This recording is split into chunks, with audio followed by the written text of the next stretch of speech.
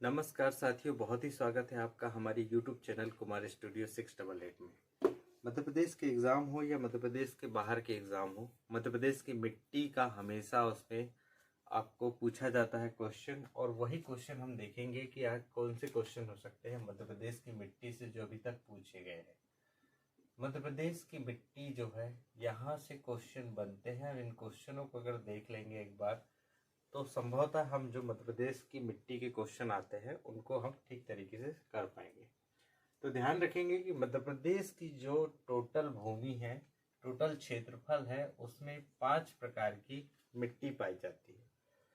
5 प्रकार की कौन कौन सी मिट्टी होगी देख लेते हैं और क्या क्या क्षेत्र होंगे। यह मध्य प्रदेश का नक्शा बना हुआ है, हम इसको काटेंगे, डिवाइड करेंगे और देखेंगे कि क्या क्या क्षेत्र हो सकते हैं। तो जो ऊपर का जो क्षेत्र है ये है जलोढ़ मिट्टी का क्षेत्र। कौन सा? जलोढ़। ध्यान रखेंगे 5 प्रकार में पहला है ये जलोढ़ मिट्टी, यहाँ पर पाई जाती है। दूसरा क्षेत्र हम बांटेंगे मालवा का क्षेत्र को। तो मालवा का क्षेत्र जो है काली मिट्टी का, ये जो है काली मिट्टी का क्षेत्र है। काली मिट्टी यहाँ पर मालवा के क्षेत्र में पाई जाती है। अगला जो क्षेत्र आएगा यहाँ पर लैटराइट मिट्टी है। लैटराइट मिट्टी यहाँ पर पाई जाती है। यहाँ पर इतना क्षेत्र काटेंगे तो यहाँ पर लाल और पीली मिट्टी यहाँ पर आपको मिलती है। यहाँ पर आपको जो ऊपर का जो क्षेत्र है यहाँ पर मिश्रित मिट्टी मिलती है। तो ये जो 5 क्षेत्र हैं, 1 और ये हो गया 2, ये हो गया 3, ये हो गया 4 और ये हो गया 5। मध्य प्रदेश की टोटल भूमि को 5 प्रकार की मिट्टी के क्षेत्र में बांटा है। तो आपको ध्यान रखना है, ऊपर का जो क्षेत्र है ये जलोढ़ मिट्टी का क्षेत्र है, बीच का जो क्षेत्र है काली मिट्टी का है, इधर का जो क्षेत्र है लैटराइट मिट्टी का है, और यहाँ पर जो क्षेत्र लगा है यह है लाल पीली मिट्टी का, और ऊपर का जो क्षेत्र है यहाँ पर यह है मिश्रित मिट्टी का क्षेत्र। तो हम 1 बाय 1 पढ़ेंगे कि जो मिट्टी है उससे क्या क्वेश्चन निकल के आते हैं। तो सबसे बड़ा क्षेत्र है काली मिट्टी का, तो इसी को देखेंगे कि काली मिट्टी का क्षेत्र हम पढ़ेंगे। तो काली मिट्टी का क्षेत्र पढ़ने से पहले हमें काली मिट्टी में जो विभिन्नताएं हैं उसके बारे में जानेंगे कि काली मिट्टी में क्या विभिन्नताएं हो सकती हैं। तो पहला ध्यान रखेंगे कि जो काली मिट्टी का क्षेत्र है, आपको पता है कि यहाँ से मध्य प्रदेश की नर्मदा नदी बहती है। कौन सी नदी? नर्मदा नदी। और नर्मदा नदी के ऊपर और नर्मदा नदी के नीचे दोनों में मिलती है गहरी काली मिट्टी, है ना, गहरी काली मिट्टी। मध्य प्रदेश की नर्मदा के जो ऊपर का क्षेत्र है और जो नीचे का क्षेत्र है, दोनों जगह में आपको गहरी काली मिट्टी मिलती है। ऊपर का जो क्षेत्र है यहाँ पर आपको मिलेगी साधारण काली मिट्टी, और नीचे का जो क्षेत्र है यहाँ पर आपको मिलेगी छिछली काली मिट्टी। तो देखिए सबसे हमने पढ़ा कि काली मिट्टी में 3 प्रकार से हमने बांट लिया, साधारण काली मिट्टी और गहरी काली मिट्टी और छिछली काली मिट्टी। तो हम स्टार्ट करेंगे काली मिट्टी से। जो क्वेश्चन बनते हैं वो क्वेश्चन क्या हो सकते हैं मध्य प्रदेश से। तो देखते हैं कि पहला इसका टोटल क्षेत्रफल पूछेगा कि काली मिट्टी का मध्य प्रदेश में टोटल कितना क्षेत्रफल है। तो आपको बताना है इसका क्षेत्रफल 510 लाख एकड़, है ना। ये 510 लाख एकड़ जो क्षेत्र है इसका टोटल जो है काली मिट्टी का क्षेत्र है। साथ में एक चीज और ध्यान रखेंगे कि जो 510 लाख एकड़ क्षेत्र है इसके अगर परसेंटेज में डिवाइड करेंगे तो इसका जो परसेंटेज निकल के आता है 47.6%। 47.6% में ये निकल के आता है। अगला इसमें आपको देखेंगे कि किस क्षेत्र में पाई जाती है, ये भी क्वेश्चन पूछ जाएगा कि किस क्षेत्र के अंतर्गत आती है। तो आपको बताना है मालवा के अंतर्गत। मालवा को हम दक्कन ट्रैप भी कहते हैं, ये भी क्वेश्चन पूछ सकता है। दक्कन ट्रैप, दक्कन ट्रैप के अंतर्गत मालवा के क्षेत्र में ये मिट्टी पाई जाती है, ये भी आपको ध्यान रखना है।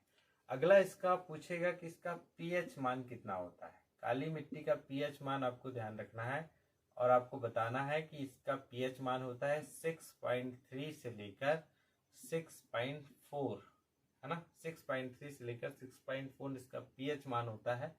और ये एक अम्लीय प्रकार का पीएच मान होगा, है ना, अम्लीय प्रकार का पीएच मान होगा। साथ में इसमें किन तत्वों की प्रधानता होती है, तो प्रधानता का अगर क्वेश्चन आएगा तत्व प्रधानता का, तो आपको ध्यान रखना है कि इसमें लोहा होता है और लोहे के साथ इसमें मिला होता है चूना। क्या होता है? चूना।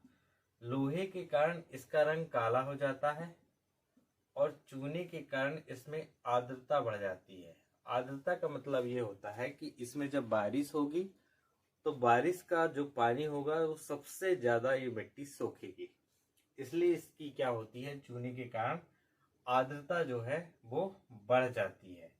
इसमें हमको एक और क्वेश्चन पूछेगा कि इसमें फसल कौन कौन सी होती है। फसल का क्वेश्चन पूछेगा तो सर्वाधिक मात्रा में कपास इसमें फसल होती है। कपास, ये जो क्षेत्र है ये कपास का क्षेत्र है। यहाँ पर आपको मिलेगा गेहूं, गेहूं होता है। यहाँ पर आपको मिलेगा चावल, है ना, तो कपास हो गया, गेहूं हो गया और चावल इसकी प्रमुख फसलें हैं। कपास, गेहूं और चावल। उगाई तो सब प्रकार की चीजें आती है, दलहन फसलें भी इसमें सबसे ज्यादा होती हैं, लेकिन आपको मुख्य फसलें ध्यान रखना है। मुख्य फसलों में कपास, गेहूं और चावल सर्वाधिक उपयोग के लिए ये आपको ध्यान रखना है। इसके अन्य नाम क्या क्या हो सकते हैं? अन्य नाम का क्वेश्चन पूछेगा तो इसे रेगुर मिट्टी भी कहते हैं। क्या कहते हैं? रेगुर मिट्टी। ध्यान रखेंगे, इस मिट्टी का नाम है रेगुर मिट्टी और कहीं कहीं इसे भर्री भी कहते हैं और कुछ जगहों में इसे कन्हर भी कहते हैं। तीन नाम होंगे, रेगुर मिट्टी, भर्री मिट्टी और कन्हर मिट्टी। ये आपको ध्यान रखना है। तो यही जो क्वेश्चन है ये काली मिट्टी से लगभग पूछे जाते हैं। किस क्षेत्र में आती है तो आपको ध्यान रखना है, ये मालवा दक्कन ट्रैप में आती है और इसका टोटल अगर क्षेत्रफल पूछेगा तो 510 लाख एकड़ क्षेत्रफल में ये फैला हुआ है। परसेंटेज में 47.6% इसका टोटल क्षेत्रफल है। पीएच मान 6.3, 6.4 जो अम्लीय प्रकार का है। तत्वों की प्रधानता पूछेगा तो लोहा और चूना मिलता है। लोहे के कारण इसका रंग काला हो जाता है और चूने के कारण इसमें आर्द्रता या पानी सोखने की क्षमता सर्वाधिक हो जाती है। फसल का अगर क्वेश्चन आएगा तो ध्यान रखेंगे कपास सबसे ज्यादा होता है, गेहूं होता है और चावल होता है।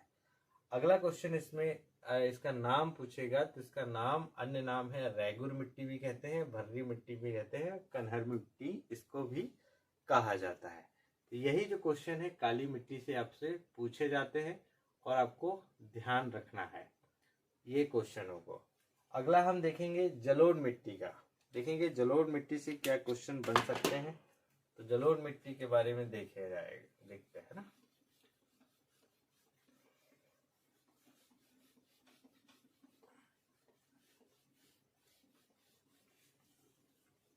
कि दूसरा क्वेश्चन जलोढ़ मिट्टी का है। तो जलोढ़ मिट्टी से क्वेश्चन क्या बनेंगे देखेंगे। जलोढ़ मिट्टी पता है आपको कि यहाँ पर एक नदी निकलती है मालवा से जिसका नाम है चंबल नदी, और चंबल नदी जो है मध्य प्रदेश की उत्तरी सीमा बनाती है।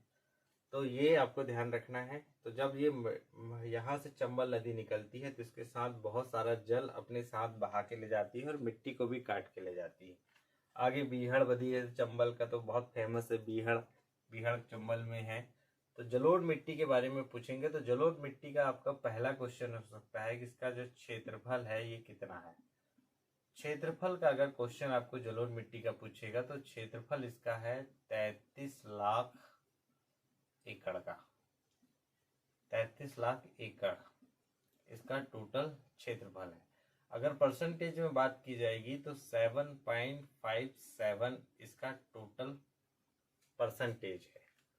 परसेंटेज में अगर बात की जाएगी तो क्षेत्रफल में 33 लाख एकड़ इसका टोटल क्षेत्रफल है। परसेंटेज की बात होगी तो 7.57% इसका टोटल क्षेत्रफल है। अगला क्वेश्चन हो सकता है इसका कि इसका क्षेत्रीय नाम क्या है ना। क्षेत्रीय नाम इसका क्या है, किन किन नामों से ये जाना जाता है, तो आपको ध्यान रखना है इसका क्षेत्रीय नाम है दोमट मिट्टी। क्या है, दोमट मिट्टी।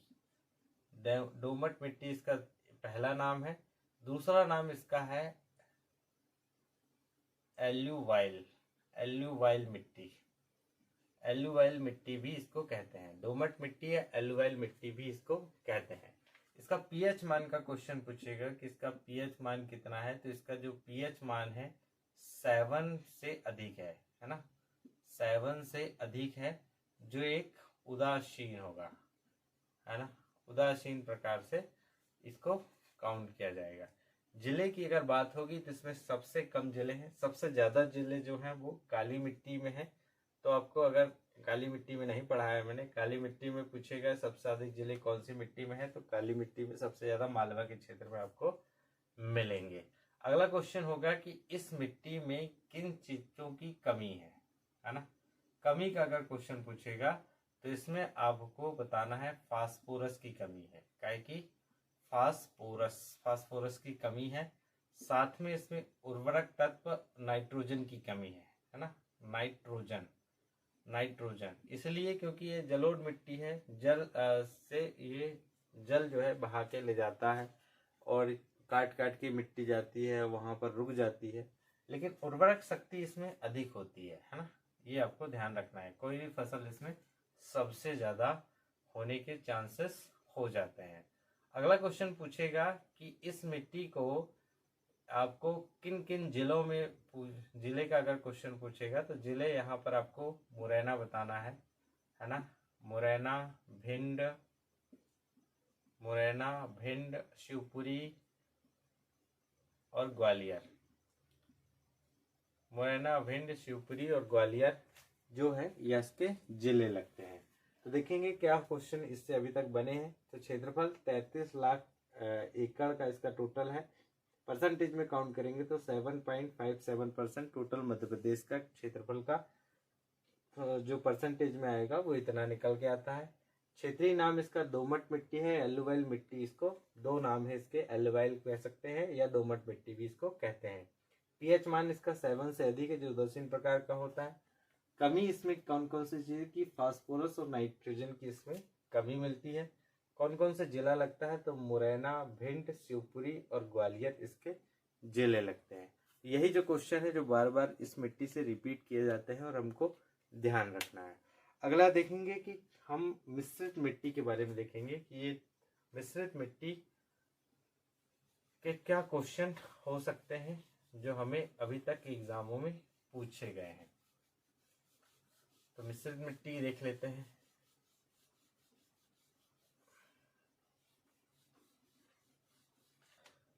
तो देखते हैं अगली जो मिट्टी होगी हमारी मिश्रित मिट्टी होगी, है ना।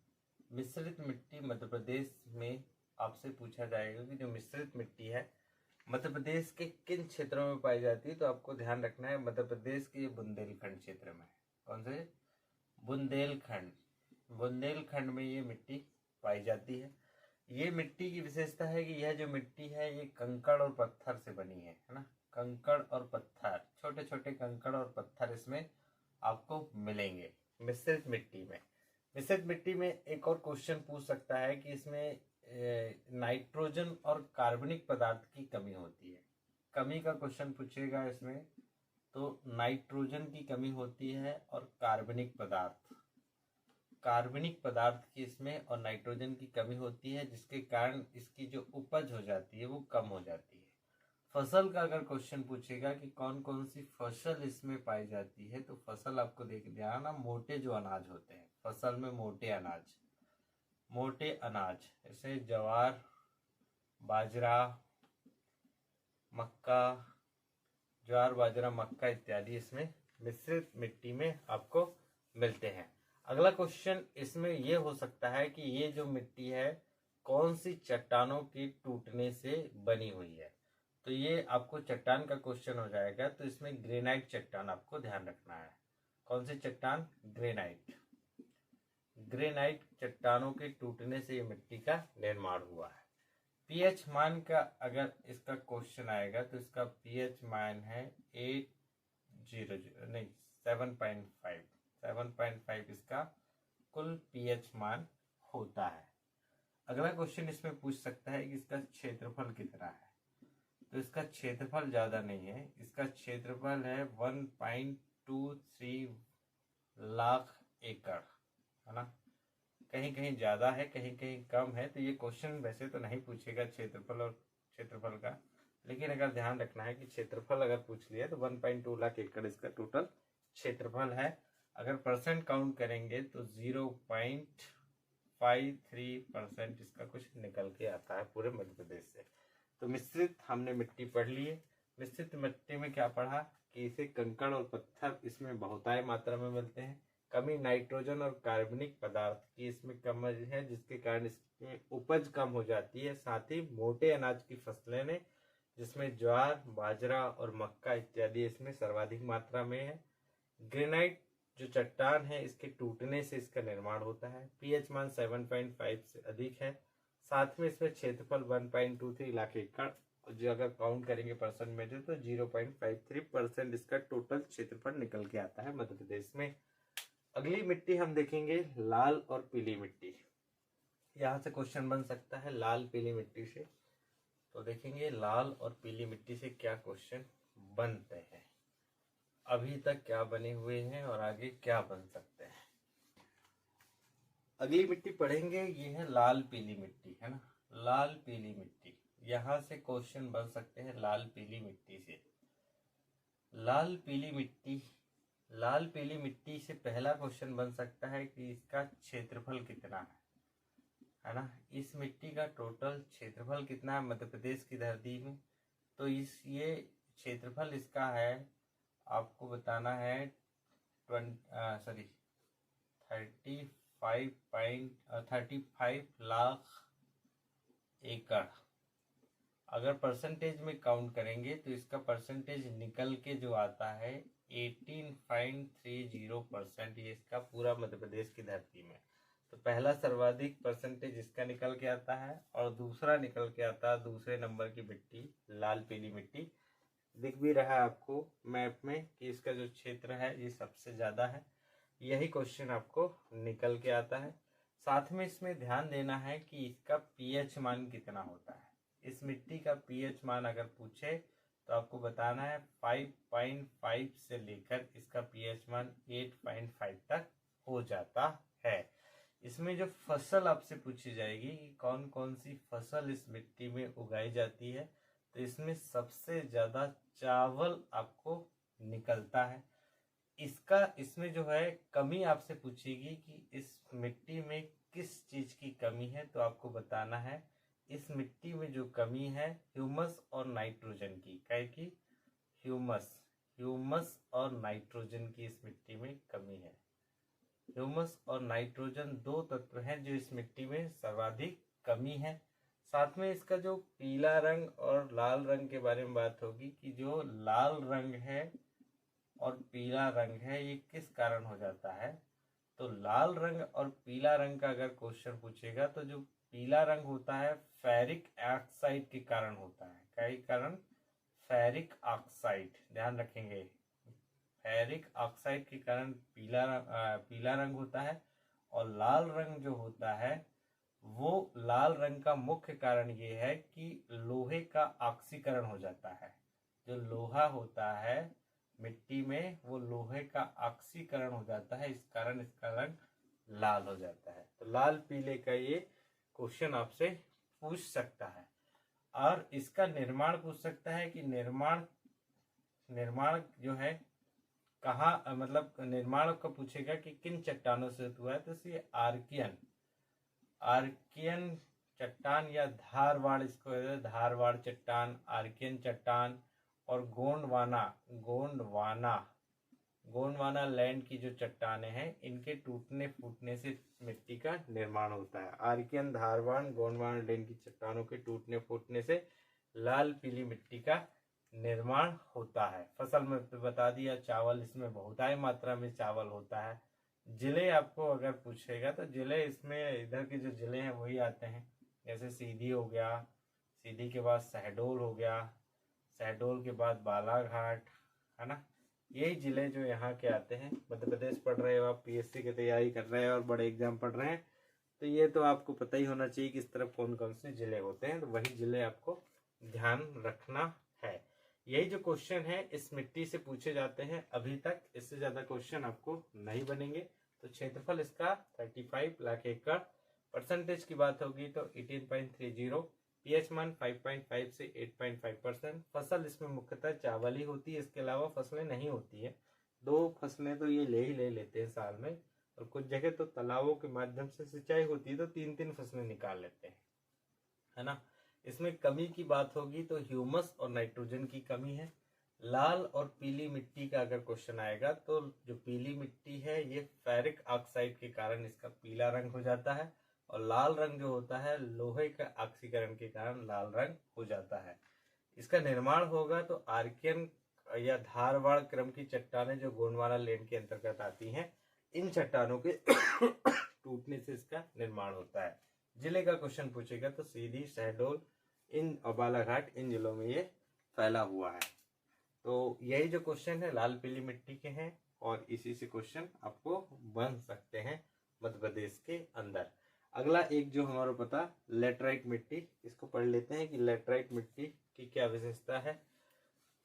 तो देखते हैं लेटराइट मिट्टी के बारे में।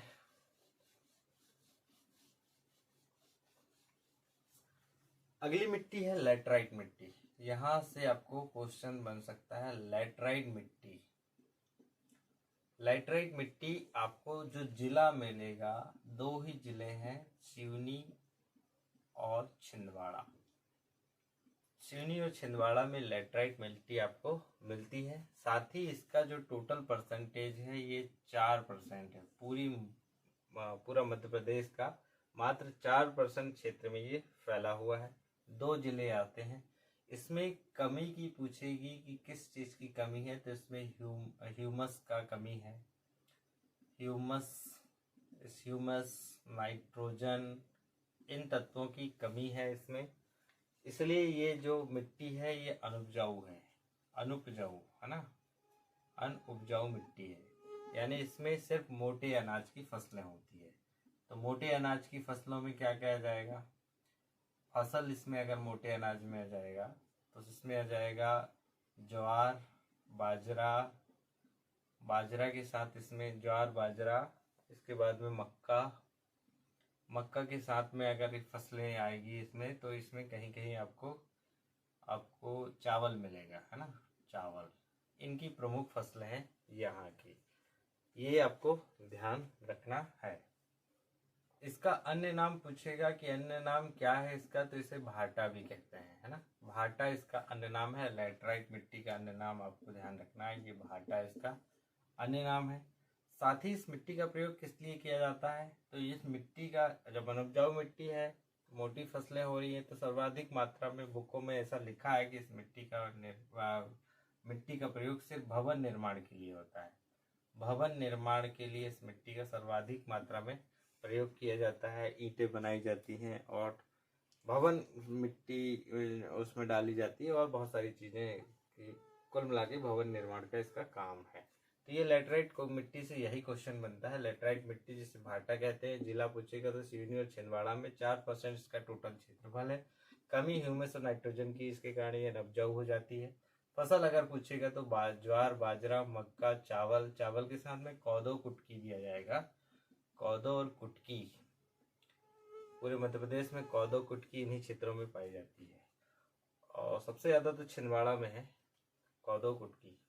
और भाटा तो हो गया, और इसका काम है सिर्फ भवन निर्माण का, यानी इस मिट्टी का काम भवन निर्माण के लिए किया जाता है।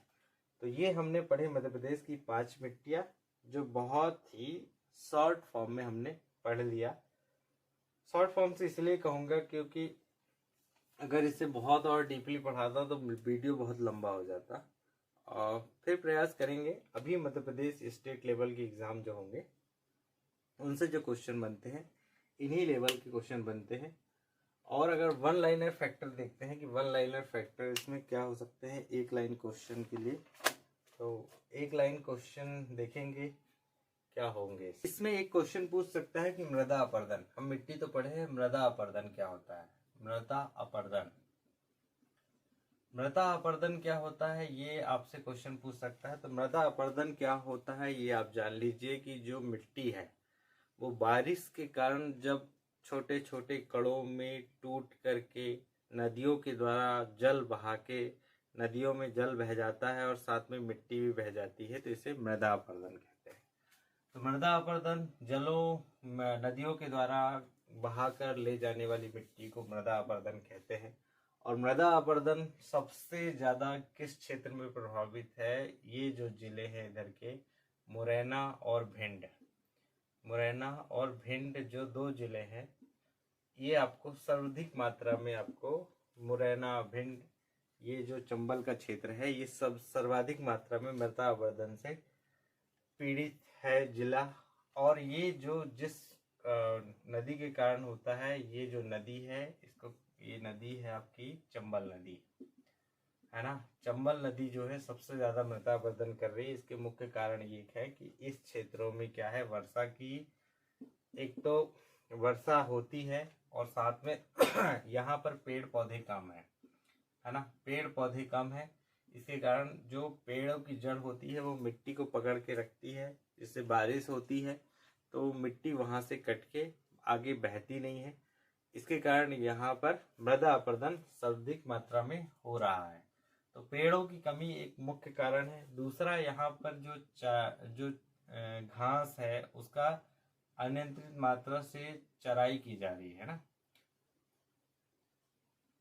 घास को संरक्षित नहीं किया जा रहा है, वहाँ पे चराई बहुत अधिक मात्रा में है, ये भी मुख्य कारण है। इसीलिए ये जो किसानों के लिए आपको रेंगती हुई, किसानों के लिए आपको पूछा गया कि रेंगती हुई मिट्टी किसे कहते हैं या रेंगती हुई मृत्यु किसे कहते हैं, तो आपको बताना है रेंगती हुई मृत्यु क्या है। तो मृदा अपरदन जो है वो रेंगती हुई मृत्यु है जो इस क्षेत्र में है। तो रेंगती हुई मृत्यु मतलब मिट्टी का कटाव होना, इसके अंतर्गत है। मध्य प्रदेश सरकार विश्व बैंक के सहयोग से, ये भी क्वेश्चन बन सकता है कि विश्व बैंक के सहयोग से मध्य प्रदेश सरकार इस क्षेत्रों में मिट्टी का कटाव ना हो इसलिए प्रयासरत है और विश्व बैंक इसका सहयोग कर रहा है, बहुत सारा पैसा दे रहा है, लेकिन हमारे नेता उसका ठीक से प्रयोग नहीं कर पा रहे हैं। ये समस्या लगातार बनी हुई है। बिहार चंबल के डाकू इन्हीं क्षेत्रों में रहते हैं, क्योंकि बड़े बड़े चट्टान, बड़े बड़े सारी मिट्टी के जो वो है क्षेत्र है वो कट कट के नदी में बह गए। इससे बहुत सारा क्षेत्र जो है बीहड़ों के रूप में परिवर्तन हो गया, जिससे वहाँ के जो डाकू थे वो आसानी से छुप सकते थे, अभी भी है डाकू। तो इसमें आपको देखने को मिलेगा विश्व बैंक की सहयोग से मृदा अपरदन को रोका जा रहा है। चराई, रेंगती हुई मृत्यु किसानों के लिए इसे मृदा अपरदन को ही कहते हैं। ये जो क्वेश्चन है मृदा अपरदन से बनेंगे। तो हमारा आज जो है मध्य प्रदेश की मिट्टी लगभग फिनिश्ड हो गया, इससे अब कोई क्वेश्चन बाकी नहीं रहे। आने वाले वीडियो में देखेंगे मध्य प्रदेश के और अन्य जानकारी, जो मध्य प्रदेश के गृह, जेल और न्यायालय हैं उनके बारे में जानेंगे, और वहाँ से जो क्वेश्चन उठते हैं मध्य प्रदेश के एग्जामों में उसके हम डीपली देखेंगे। तो आई think it's enough for today. Thanks for watching, thanks for supporting me. अगर ये वीडियो आप फेसबुक में देख रहे हैं तो हमारे फेसबुक पेज है कुमार स्टूडियो, से फॉलो करें, लाइक करें। और अगर ये वीडियो यूट्यूब में देख रहे हैं तो आप हमारे वीडियो को सब्सक्राइब करें, साथ ही बेल आइकन को दबाएं, जिससे सबसे पहले नोटिफिकेशन के माध्यम से आप तक वीडियो आसानी से पहुंच जाए। So I think it's enough for today. Thanks for watching.